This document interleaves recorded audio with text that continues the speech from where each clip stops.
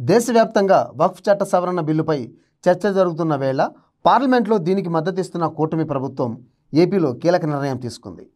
AP వక్ఫ్ board తరపున ముస్లిం విద్యార్థులకు good news చెప్పింది. పేదరికం కారణంగా ప్రతిభ ఉండి ఉన్నత చదువులు చదువుకోలేకపోతున్న ముస్లిం విద్యార్థుల్ని దృష్టిలో ఉంచుకొని వారికి ఉచితంగా ఇంటర్ విద్య అందించాలని ఏపీ వక్ఫ్ బోర్డు నిర్ణయించింది. అయితే దానికి కొన్ని షరతులు ఉన్నాయి. అవేంటో ఇప్పుడు చూద్దాం. 10వ తరగతి పాస్ అయిన ముస్లిం విద్యార్థులకు రాష్ట్ర స్థాయిలో టాలెంట్ టెస్ట్ నిర్వహించడం ద్వారా ప్రతిభావంతుల్ని ఎంపిక చేసి వారికి ఉచితంగా ఇంటర్ విద్యను అందించేందుకు వక్ఫ్ బోర్డు నిర్ణయించింది. విజయవాడలో తాజాగా జరిగిన వక్ఫ్ బోర్డు భేటీలో ఈ నిర్ణయం తీసుకున్నారు. వక్ఫ్ బోర్డు పూర్తిగా సొంత నిధులతో ముస్లిం విద్యార్థులకు ఉచిత ఇంటర్ విద్య పథకాన్ని ప్రవేశపెట్టబోతోంది. ఇలా ఉచితంగా అందించే విద్యలో నీట్, జేఈఈ కోచింగ్ కూడా ఉచితంగానే ఇవ్వనున్నారు.